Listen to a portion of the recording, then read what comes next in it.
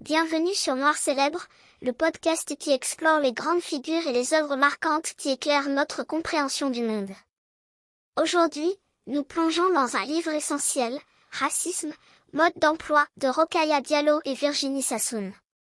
Comment fonctionne le racisme dans nos sociétés modernes? Quels sont les mécanismes qui le perpétuent? Et surtout, comment pouvons-nous le déconstruire? Avant d'explorer le contenu du livre, intéressons-nous à ses autrices.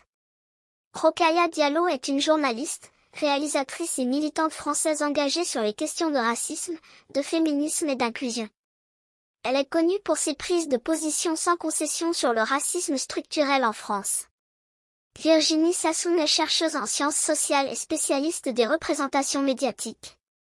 Elle analyse comment les discours façonnent notre perception du monde. Ensemble, elles ont écrit « Racisme, mode d'emploi » pour expliquer les rouages du racisme en France et comment il s'exprime à travers les institutions, les médias et le quotidien.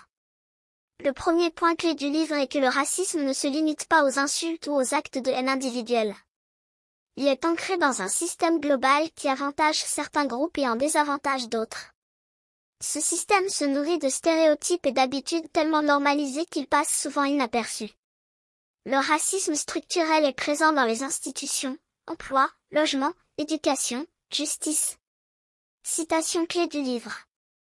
Le racisme n'est pas qu'un problème de comportement individuel, c'est une mécanique sociale qui se reproduit malgré nous. En d'autres termes, il ne suffit pas de dire « je ne suis pas raciste » pour mettre fin au problème. Il faut comprendre comment ce système fonctionne et le déconstruire activement. Les médias jouent un rôle central dans la perpétuation du racisme. Ils façonnent l'opinion publique en diffusant certaines images et en excluant d'autres. Les minorités sont souvent réduites à des clichés. L'immigré, profiteur. L'homme noir perçu comme dangereux. La femme voilée, opprimée. Citation clé. Ce que l'on ne montre pas à l'écran est aussi important que ce que l'on montre. Rokhaya Diallo et Virginie Sassoon dénoncent le manque de diversité et la manière dont les médias renforcent les stéréotypes raciaux. En France, on aime se voir comme un pays de liberté et d'égalité où la couleur de peau ne devrait pas compter. Mais dans la réalité, le modèle universaliste nie les spécificités des minorités et empêche de parler des discriminations. La laïcité est parfois utilisée pour exclure plutôt que pour protéger.